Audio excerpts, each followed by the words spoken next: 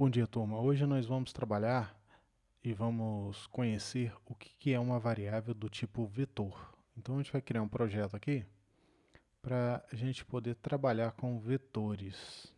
Então, vou File New Project, Console Application, C Project, e eu vou chamar aqui, vou dar o nome de vetor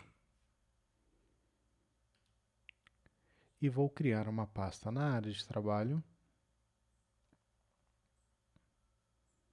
e também vou dar o nome de vetor.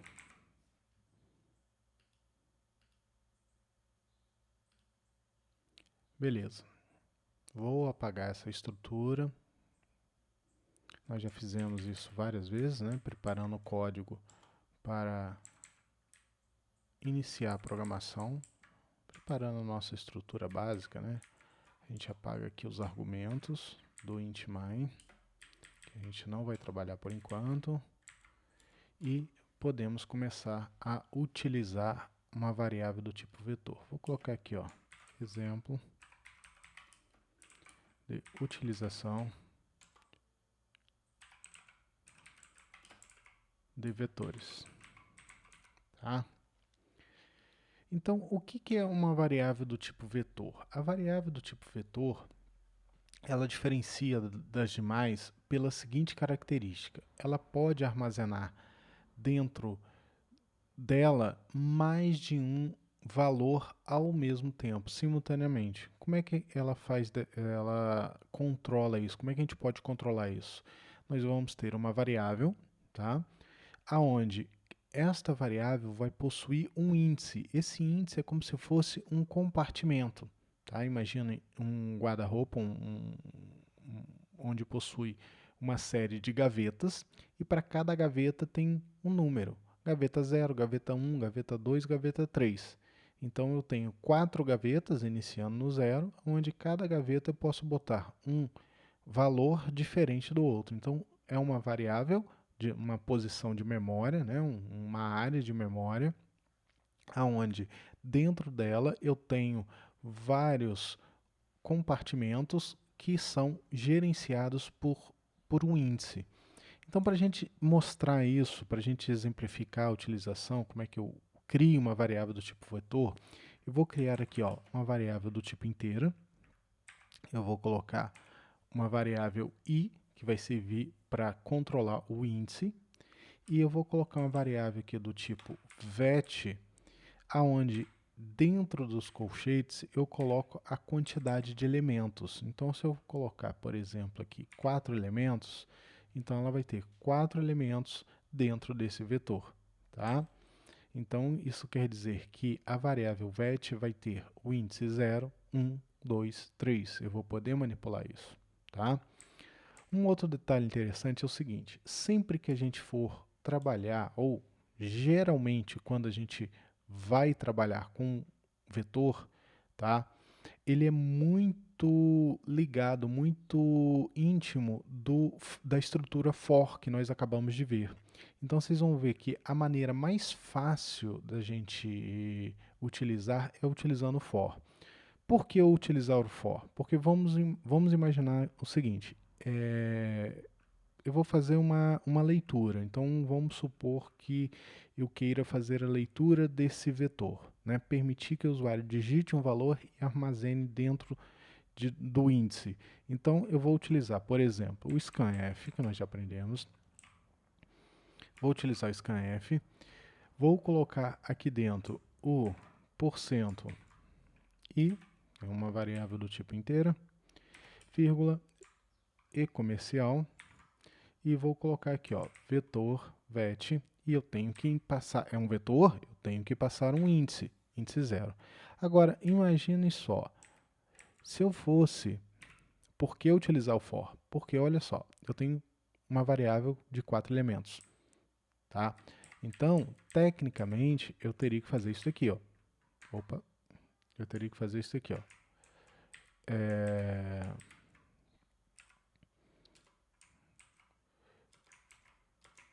Olha lá, índice 0, eu teria que ter, se eu quero ler todos os elementos, né? Eu teria que ter índice 0, índice 1, índice 2, índice 3. E se fosse uma variável de 50? E se fosse uma variável de 100 elementos? Um vetor de 100 elementos? Então, eu teria que ter scanf, índice 0, índice 1, índice 2 até 100. Ficaria uma coisa impossível, né? Um trabalho difícil de realizar, que faltou o colchetes. Um trabalho difícil de realizar. Então, por isso que a estrutura for é muito utilizada. Primeiro, porque a gente conhece a quantidade de elementos que eu quero ler. Então, vou usar aqui ó, o for. Então, for. Eu vou colocar i recebe 0, que é o primeiro parâmetro que o for recebe, né? Enquanto i for menor que 4, indo até o valor 3, né? Menor que 4 e vai até o valor 3, e mais, e, que é o meu incrementador. Então, a gente já aprendeu o for, e isso vai criar um laço, um looping aqui, iniciando no 0, e vai ser realizado enquanto o i for menor que 4, tá? Aí agora ficou mais fácil, porque eu vou pegar um scanf somente, e aqui, ó, o que eu vou fazer? Eu vou pegar e vou apagar esse daqui que eu não preciso mais. E aqui, ó, eu vou colocar dentro do vetor, tá? Do índice, eu vou colocar a variável i.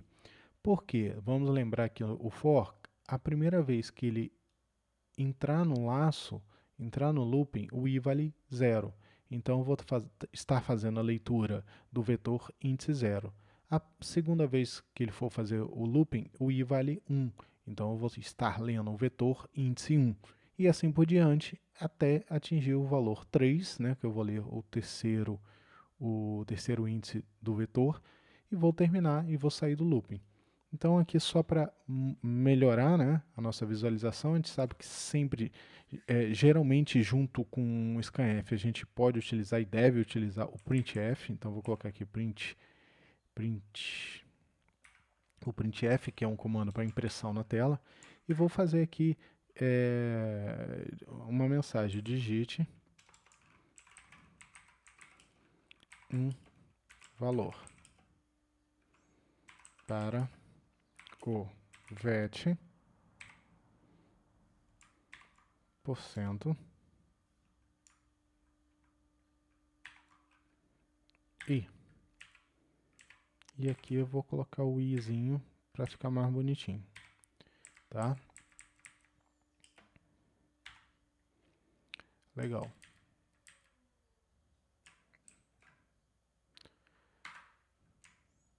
Ctrl V.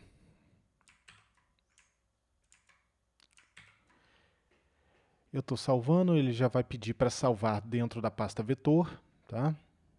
Beleza.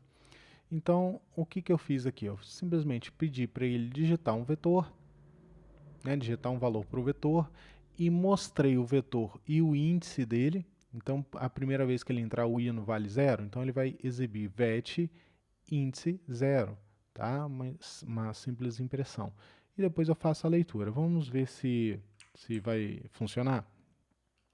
Então, eu vou compilar e executar aqui. Eu coloquei o igual fora das aspas. Vamos colocar aqui o igualzinho dentro das aspas. Beleza. Show. Digite um valor para o vetor índice 0. Então, eu já estou digitando 34, por exemplo, 65, 34 e o valor 12. Beleza, terminou meu programa. Se eu quisesse agora, só para exemplificar o conteúdo dele, eu poderia criar um novo for. Vou pegar aqui as condições, porque ele tem as mesmas, né?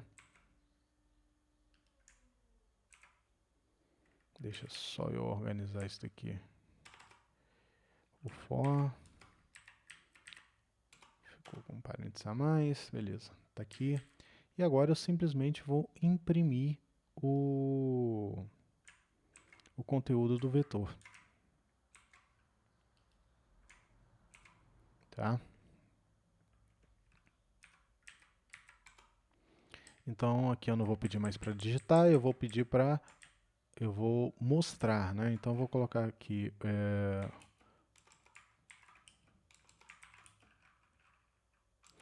os valores lidos do vetor. Vou usar o %i aqui também para indicar o vetor, né? E aqui eu vou colocar o %i de novo. Você vai ler duas variáveis, professor? Sim. Na verdade, no primeiro %i vai ser impresso o índice, então vai ficar vetor índice 0, vetor índice 1. E no segundo % eu vou imprimir o próprio vetor. Então, eu vou colocar aqui, ó, vet índice i, tá? Vou imprimir o próprio vetor. Para não ficar juntinho, eu vou colocar aqui, vou pular uma linha, salvar e executar. Vamos ver como é que vai ficar. Qualquer coisa a gente volta e ajeita ali. Então, eu vou digitar um valor aleatório, um valor... Beleza. Então, olha lá.